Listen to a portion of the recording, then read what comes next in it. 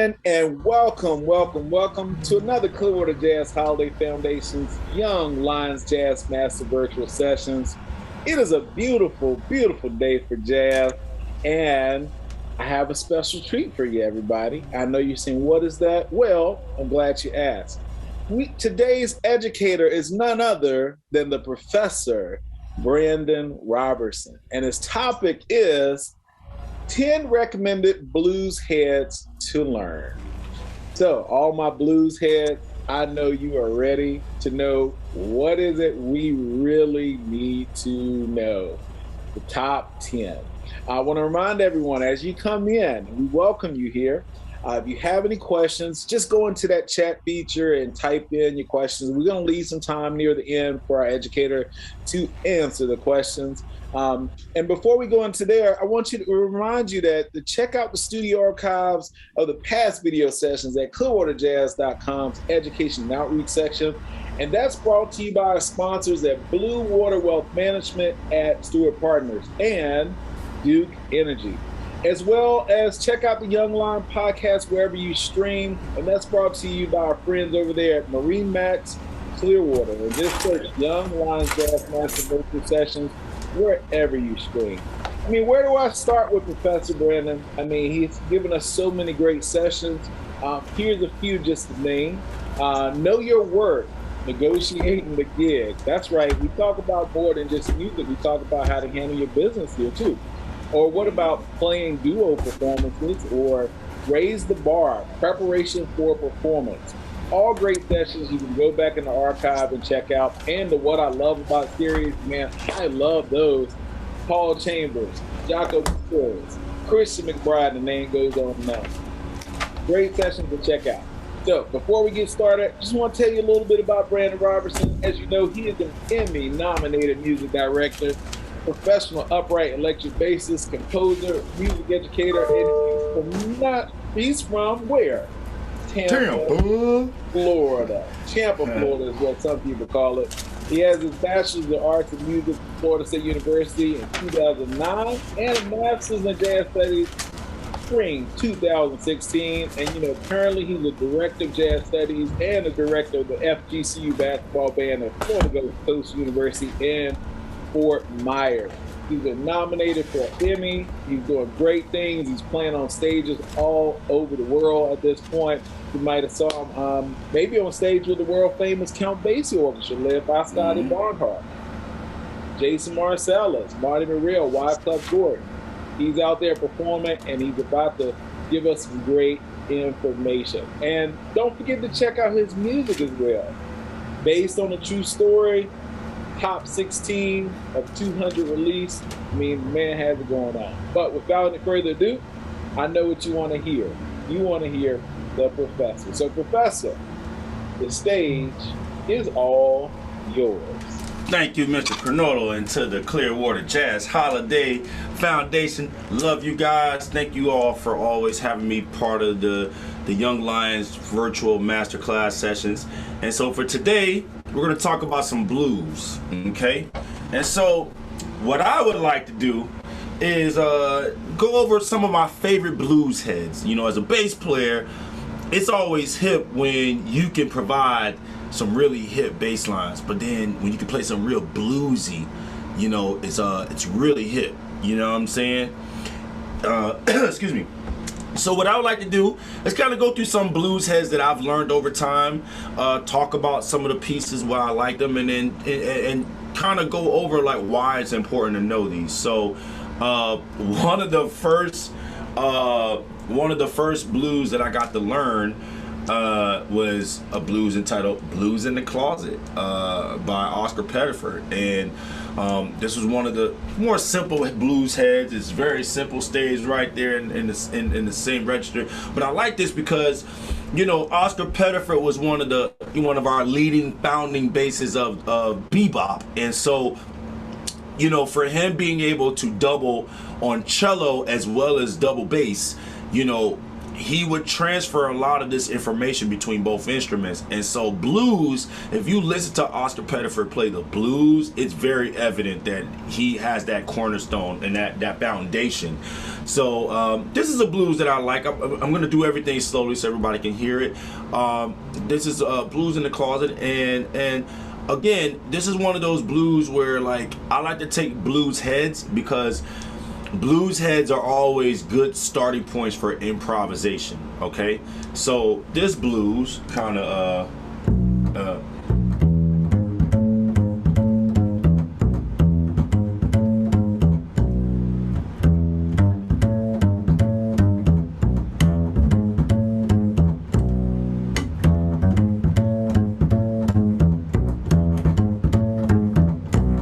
you know, and so even having that simple head right there, that can start off a great solo.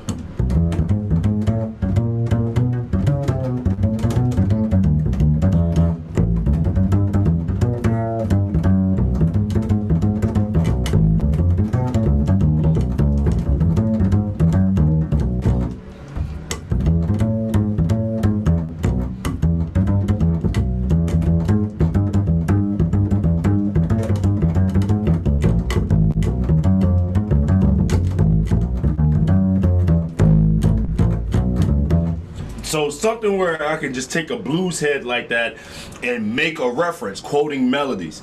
And that's why I like learning blues heads, because you're extracting language. You know, this is all language right here. That's all blues, okay? And so that's a simple blues head that a lot of cats like to play on jam sessions or on gigs, and you know, it's a good foundation, or good starting point for your foundation. Okay, another cool blues, and this is a Charlie Parker blues. Now Charlie Parker, let's talk about Charlie Parker for a second. Charlie Parker, to me, this is my opinion, everyone, so I'm not telling you need to agree with this or not, but he defines to me what blues would feel like if I were to approach it with a more melodic sense. You know, Charlie Parker would create these nice blues that, you know, are kind of hard to play, but then also it's the language behind the blues. So you can hear blues, but then you hear other influence as well. So like, for instance, two of my favorite blues heads by Charlie Parker are Cheryl and Billy's Bounce. So far, the first one that I played for you is Oscar Pettiford's Blues in the Closet. Now the next two I'm going to do for you are Charlie Parker's Cheryl and Billy's Bounce. Now the reason why I like playing these two is because any blues head, I would say any head written by Charlie Parker, is going to be very tough to play on bass because of just the dexterity of, you know, the melody and just how the range, you know, you pretty much are utilizing all of the first half of the bass. And so and also it has a lot of great language. There's so much information within these heads that you get good starting points for solo. So like for Cheryl, if I can remember the head.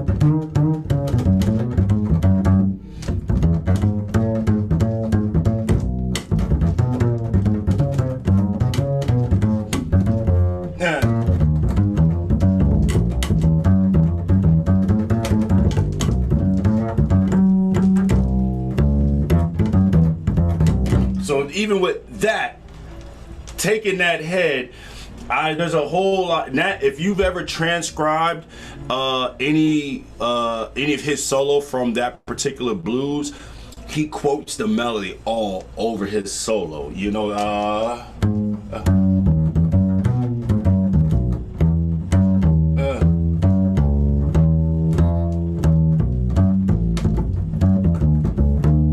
just even that little lick.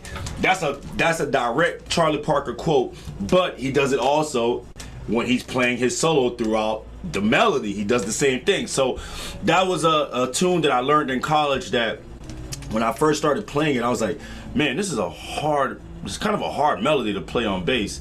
But once you take your time and you figure it out, what it does is you start to hear the language. So for instance, you have this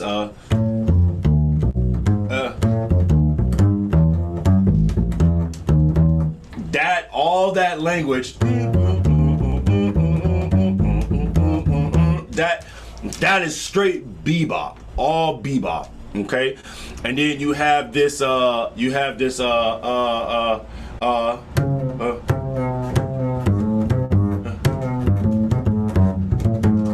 right there, again, all bebop. So when I learn blues heads, I like to extract the licks that connect these lines together so I can hear it, internalize it, and hear how it's moving. And for me, that's one of those melodies that does that. Another one that's really hard to play on bass, essentially now I can get to it, is Billy's Bounce. That was one of the I think that's the second or third blues head that I learned when I was in undergrad. And again, Charlie Parker's music is very hard, but this one has a whole lot of sub parts in the melody. Okay, so he has a lot of parts where he's playing sharp fives or some sharp nines, and again, these are all bebop-ish kind of notes. So this melody, which it starts kind of on an upbeat.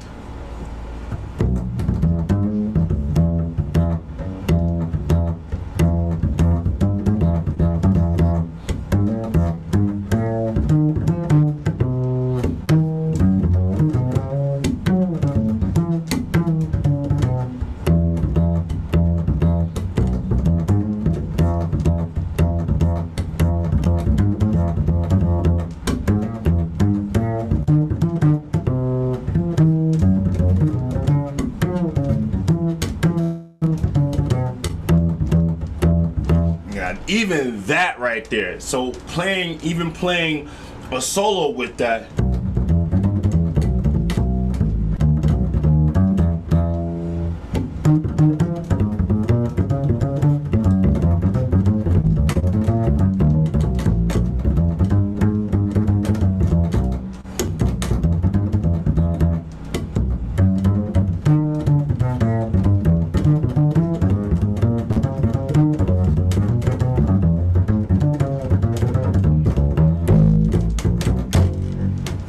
Something like that. But even with that particular blues, I love playing those off intervals. I love playing that.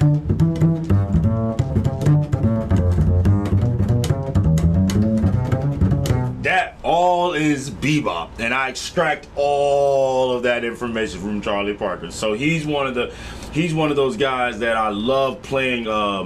I love playing Charlie Parker melodies. Another blues, which will be the fourth, or I guess my fourth blues here, that I really, really dig is Blues for Alice. Okay, I haven't played that one in a long time, but Blues for Alice is another. It's not a standard. It doesn't have a standard blues form. I like to say that Blues for Alice is kind of a sub-contrafact. When I say sub-contrafact, it's not an exact contrafact, but it has very similar chord changes to Confirmation, Charlie Parker's tune Confirmation. And there's some blues heads that have different chord changes, but still are the same thing. You have 2 degrees east and 3 degrees west. I believe that's John Lewis. What's that?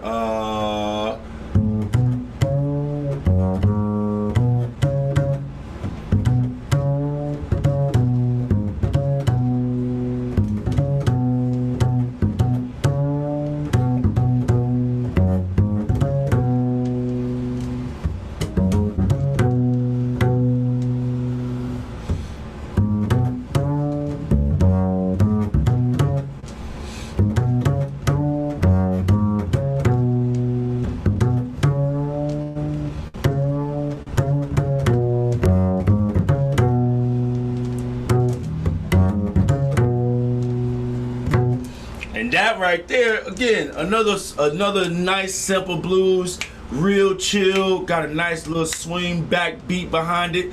That's another one of my favorite blues that I like to play as well. Another blues that is very easy and is super bluesy, really bluesy.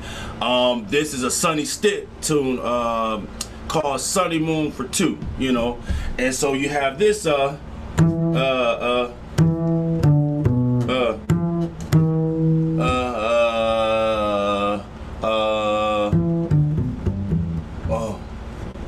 yeah, oh man, I'm going blank right now, guys. I'm so sorry. Oh yeah.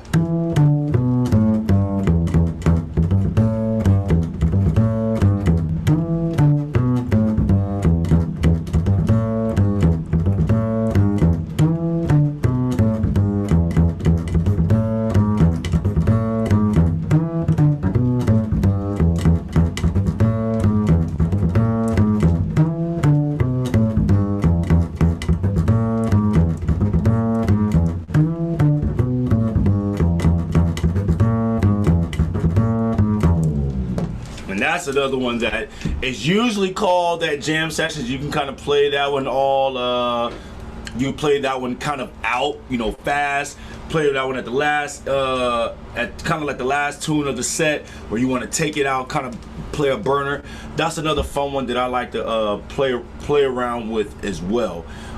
Another blues head that people like to call often, Betsy's Blues by John Coltrane.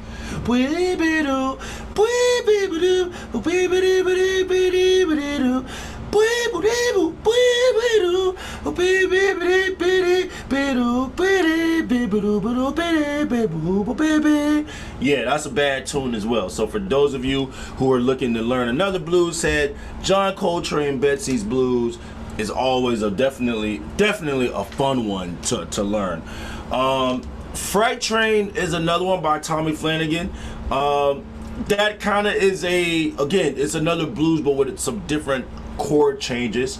A lot of those chord changes are kind of move in a very similar style of blues for Alice, but not necessarily. Okay, it just has the same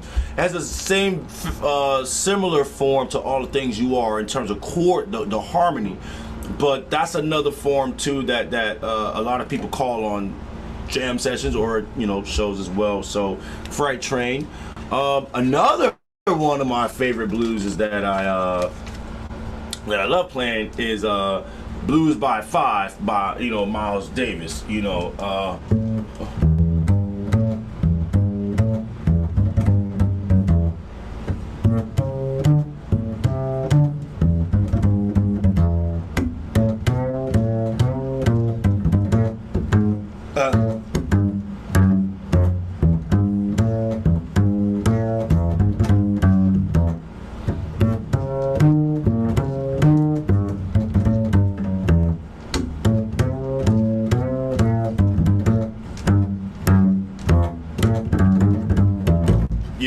that's another cool one too that people like to play on gigs as well. That's a blues that I actually learned when I was in when I first moved to Southwest Florida. That was a blues that a lot of cats was calling on the jam sessions. I was like, man, I haven't played this song in a long time, and now it becomes a staple signature tune that, you know, most folks that I play with down here will end our sets usually with Blues by Five. You know, it's a burner. We can kind of, you know, get one cooking, okay, as we like to call it.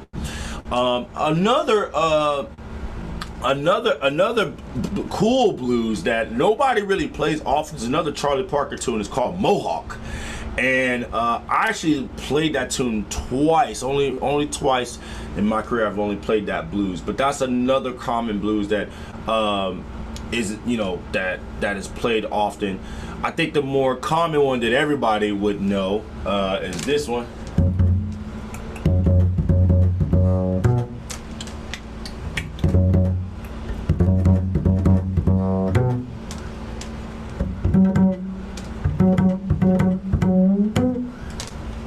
C Jam Blues, or Duke's Place by Duke Ellington. And so that's another common blues. That's a pretty easy one. I have two more, and this next one is actually a blues that a lot of people don't play a lot. Actually, these next two are two that people don't play often, unless you know the song, unless like you've heard it enough. This is a Blue Mitchell blues and call Blue Soul. Okay, and you have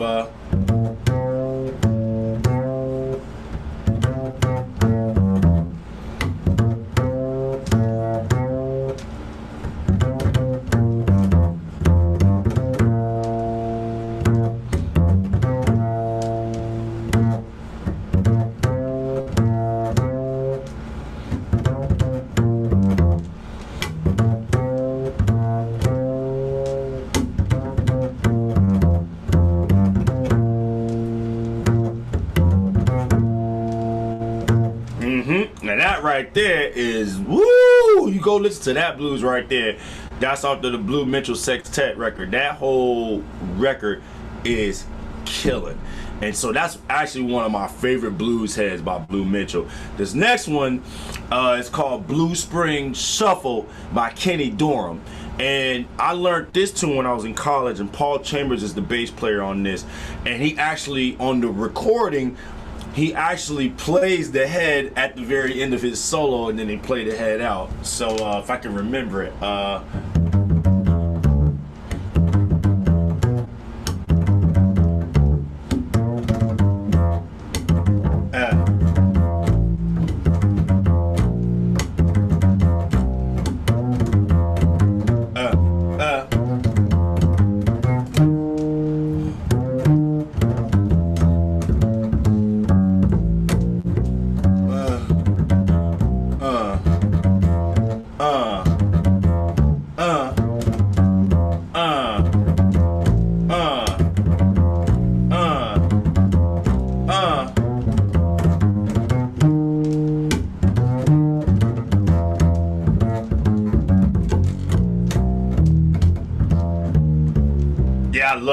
I love that melody, man.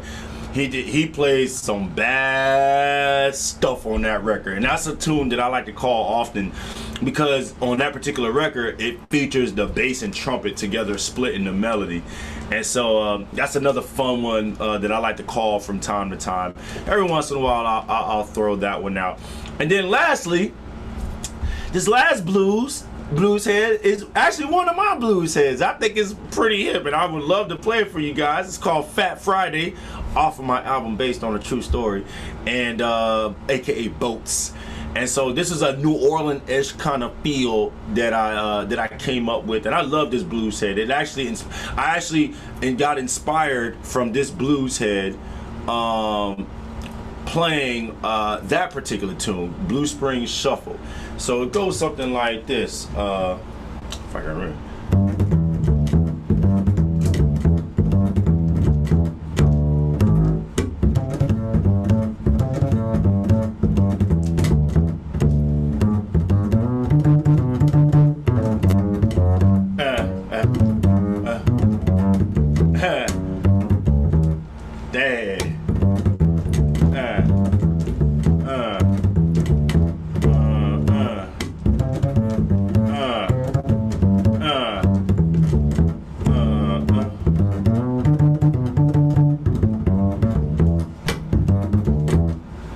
So that's Fat Friday, and usually there's a tag that's a call and response between me and the horns. So these are my top 10 blues. There's another blues that I like to also mention too that was really hip.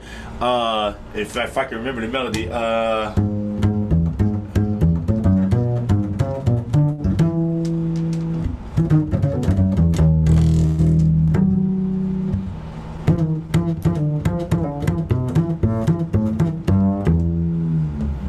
Mr. Matrix by the late great, rest in peace to the GOAT, Mr. Chick Corea.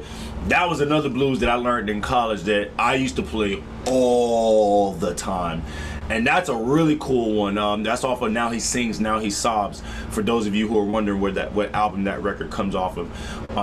And that's another blues that again, for at least for bass players, oh man, it's a fun one to play because it's very diatonic, but it's super easy in the position.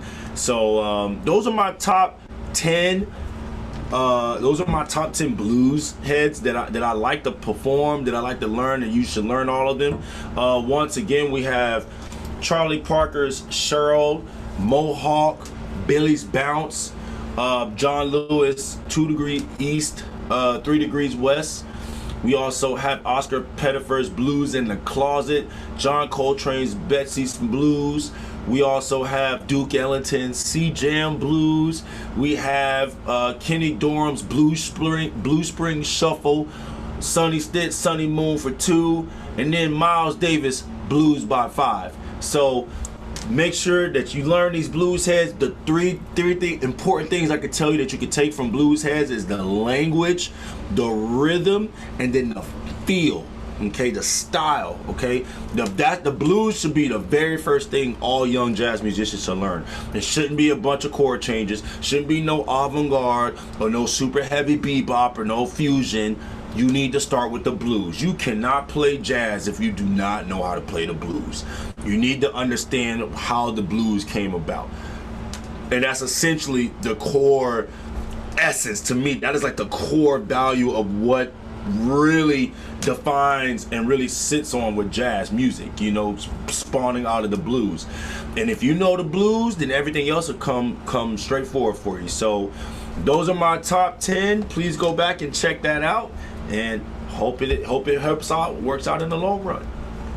Wow. So you said the language, the rhythm, and the feel.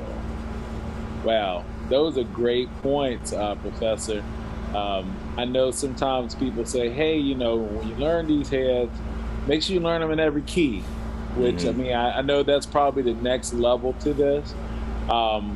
But that's huge what you said about knowing the rhythm, knowing the feel, because this is a music that makes us move, make us dance, make us feel good.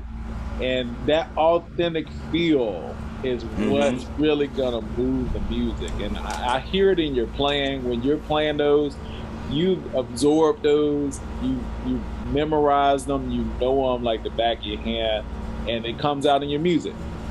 And you can even look at musicians and say, oh man, they really enjoying this. They're not thinking hard. Why? Because they put the time into it and they really learned it.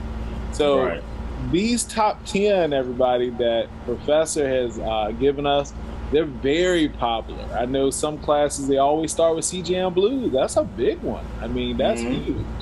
So I recommend everybody go back, rewind. You can even play along with him. I know he plays so well and it's hard to keep up, but you know, you can do it. But yeah, thank you so much, Professor, for giving us those great notes.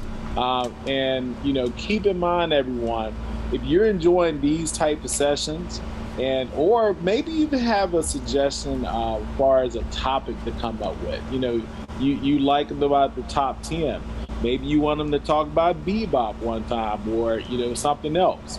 Well, just email us over there at info@clearwaterjazz.com. We would love to get your feedback. Let us know, you know, are you enjoying these sessions with Professor Brandon? And don't forget, there's more upcoming free sessions. They're going to be posted right here at www.clearwaterjazz.com/education. Share it with other students, share it with expert musicians. We want everybody to come in and learn from the best. So thank you, Professor Brandon Robertson, again, for spending time with us, sharing your gift with us. We really appreciate you. We hope you have an awesome day, and we hope that we see you out there on the big stages again like we always do. And until then, everybody, keep it swinging. Keep it swinging. Have a good one, everybody. Thank you.